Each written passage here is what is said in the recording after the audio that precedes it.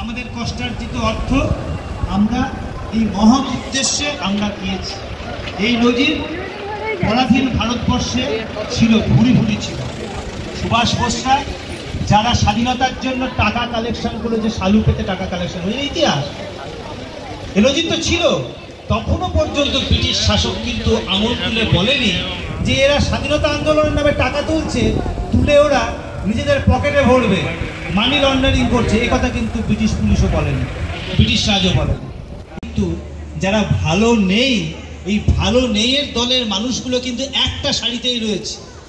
ভারতবর্ষে বা পশ্চিমবঙ্গে কোটি কোটি মানুষের মধ্যেই ভালো নেইয়ের সংখ্যাটা আমি বলবো 90%। আপনারা যদি কেউ ডিফার করেন আলাদা কথা, কিন্তু আমি মনে করি 90%। তাহলে 90% মানুষের যে ক্ষমতা, যে জোর, সেটা ওই 10% তার হাতে যাই থাক, যত প্রশাসন থাক না কেন। আজকে প্রশাসন তত বেশি রুথলেস হয়, তত বেশি অটোক্রেটিক হয়, যত সে দুর্বল হয় ভেতরে ভেতরে। আজকে শিক্ষকদের উপর অত্যাচার, এটা কিসের প্রতিফলন? শাসক যদি ভুল বুঝিয়ে বোকা বানিয়ে মানুষকে জব্দ করতে পারে, সেটাই সবচেয়ে প্রথম অস্ত্রতা। লাঠিও চাই, কামান গুলি দিয়ে, কাঁদানে গাছ দিয়ে গুলি দিয়ে মারে কখন? যখন সে বোকাও মারাতে পারছে না। ফলে আমরা যেন কেউ না ভাবি যে অভয়ের আন্দোলনটা থেমে গেছে। অভয়ের আন্দোলনটা যে থেমে যায়নি তার প্রমাণ আমরা এখানে যারা আছি, এমনকি সাংবাদিক বন্ধুরা, যে সাংবাদিক বন্ধুরা কেঁদেছে যে এতদিন হয়ে গেল তোমরা অনশন করলে, এত কিছু করলে, তাও কারা প্রকৃত খুনি তো জানতে পারা গেল না। আমরা মনে করি যদি আমরা লড়াই আন্দোলন চালিয়ে যাই, তাহলে বিচার ব্যবস্থাও বিচারটাকে থামিয়ে দিতে পারবে না। আপনারা কি মনে করেন যে সুপ্রিম কোর্ট এবং শিয়ালদা কোর্ট, এরপরে হঠাৎ হাইকোর্ট, এটা কি এমনি এমনি? এটা কিন্তু আন্দোলনের চাপ। এই যে ক্রাই অফ দি আওয়ারের সামনে এই যে গুটিগত মানুষ, এদেরই কিন্তু কণ্ঠের জোর আছে। কোটি কোটি মানুষ যারা ঘরে বসে আছে, তারা কেউ শাসক দলকে ভোট দিতে পারে, কিন্তু এখনো আমি দায়িত্ব নিয়ে বলছি, কেউ মানতে পারছেন না যে একটা মেয়েকে এইভাবে পরিকল্পিতভাবে খুন করা হলো, অথচ তার বিচার হবে না। তাহলে আমার মেয়েটা কি নিরাপদ নাকি? নিরাপদ তো নয়। তাহলে প্রত্যেকে চাইছে ন্যায় বিচার আসুক। সেই জন্য এটাকেও কিন্তু ওই সিবিআই বলুন বা ওই হাইকোর্ট বলুন, যেই বলুন, এরা কিন্তু এগুলোকে সেন্স করে, এগুলোকে ওরা ভেবে দেখে যে মানুষ যেখানে আন্দোলনটা চাইছে, লড়াইয়ের আগুনটা এখনো মানুষের মধ্যে রয়েছে, সেখানে আদালত হিসাবে আমরা যদি সব দরজা বন্ধ করে দিই, তাহলে যেটুকুনি আদালতের প্রতি মানুষের আস্থা ছিল সেটা একদম শূন্যতে চলে যায়। ফলে হাইকোর্টে আবার কেসটা হচ্ছে। এই কেস কোথায় যাবে, তার কি বিচার হবে আমরা কেউ জানি না। কিন্তু ততদিন পর্যন্ত অন্তত নাড়াচাড়া চলবে। কিছু মানুষকে অন্তত, ওই যে যার নাম একজন বলল, আমাদের দেবাশিসী মনে হয় বলল, পান্ডে, যাকে জেলে রেখেছে, এই আন্দোলন যদি বন্ধ হয়ে যায় ওরা বেরিয়ে আসবে।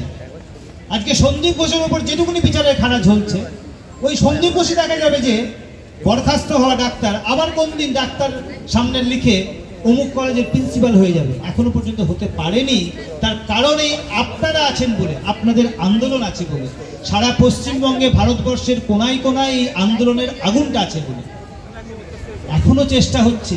এই আজকে 9 এপ্রিল চেষ্টা হয়েছিল, অত্যন্ত ইন্ডিকেটিভ, যে অভয়ের এই ন্যায় বিচারের দিনে, এই দিনটা সবাই আসবে, সবাই প্রতিবাদ জানাবে।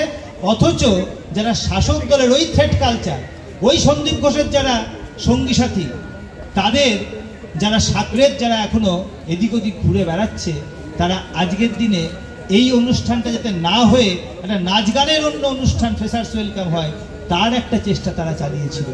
কিন্তু আরজি করের শুভবুদ্ধি সম্পন্ন আমার ছোট ছোট ভাই বোনেরা, যাদের মধ্যে এখনো বিবেক মনুষ্যত্ব মরে যায়নি, বেঁচে আছে, সেই ভাই বোনেরা এটা হতে দেয়নি। এর জন্য আমার মনে হয় এদের সকলকে একটা সংগ্রামী অভিনন্দন জানানো উচিত। এটা কি কম বড়? এটা কি কম বড়? ফলে আমার অনুরোধ থাকবে যে আমরা কেউ আন্দোলন ছেড়ে যাব না। এখানে আমাদের একটাই দাবি থাকবে যে ওই একা সঞ্জয় রায় নয়, যেটা আজকে জনতার আদালতে প্রমাণিত হয়ে গেছে। তাহলে প্রকৃত খুনি কারা, এই সত্য আমাদের জানতেই হবে। যতক্ষণ না পর্যন্ত জানতে না পারছি, ততক্ষণ পর্যন্ত আন্দোলন চালিয়ে যেতে হবে। আন্দোলন চালিয়ে যাওয়া মানে নিজের বিবেকটাকে সজীব রাখা, সতেজ রাখা। এই আবেদন আপনাদের সামনে রাখবো। এবং দ্বিতীয়ত এই কলেজে কলেজে থ্রেড কালচারের মাথারা যারা আবার তাদের আত্মপ্রতিষ্ঠা করতে চাইছে, ক্ষমতা প্রতিষ্ঠা করতে চাইছে, আপনাদের পাড়ায় এলাকায়ও দেখবেন এই ধরনের কিছু কিছু পদক্ষেপ আপনারাও নিশ্চয়ই খেয়াল করবেন। সে যে দল হোক, যে মতের হোক, আপনারা সেটা প্রতিরোধ করবেন কমিটি করে, ঐক্যবদ্ধ হয়ে। এখানে আমাদের কোনো দলীয় পতাকার আন্ডারে কিচ্ছু করার দরকার নেই। অদলীয়ভাবে, অরাজনৈতিকভাবে আপনারা চেষ্টা করবেন, আপনারা প্রতিবাদ করবেন। যদি কোনো মেয়ের ওপর অত্যাচার হয়, কোনো শিশুকে অত্যাচার হয়, মদের দোকান র্যাম্প্যান্ট বসিয়ে দিচ্ছে, এর প্রতিবাদ করবেন, ছাড়বেন না আপনারা। অগণতান্ত্রিকভাবে, আনডেমোক্রেটিক্যালি কারোর ওপর যদি কোনো আক্রমণ হয়, চোখ রাঙানি হয়, তাহলে আপনারা এগিয়ে আসবেন। সেখানে কোনো কাউন্সিলর, এক্স কাউন্সিলর, কারোর হেল্প দরকার নেই। মানুষ যদি এগিয়ে আসে তাহলে কিন্তু তার জোর কিন্তু এখনো অনেক বেশি। এই বলে আমি শেষ করব যে আপনারা শুধু 9ই এপ্রিল বা 9ই মে নয়, এর মাঝখানের যে সময়টা, এই সময়টাকে আপনারা কাজে লাগাবেন।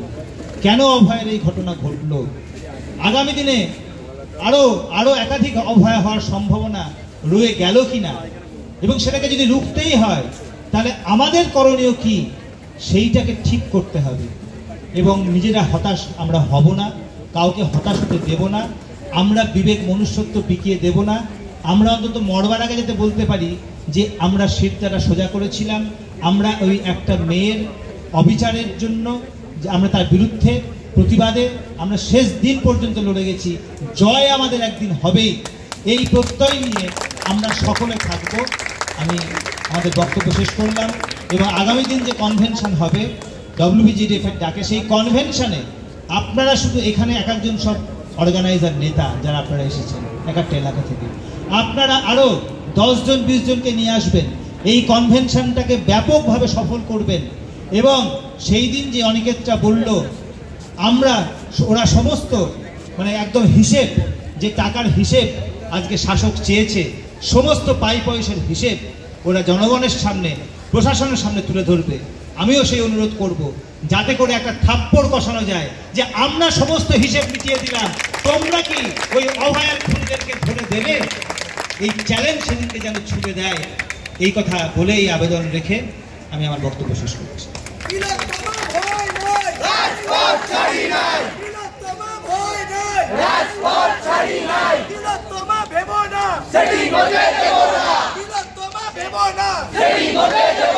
এখন সৌম্যদিক থেকে অনুরোধ করছি একটি কবিতা পাঠ করে আপনাদের শোনাবেন।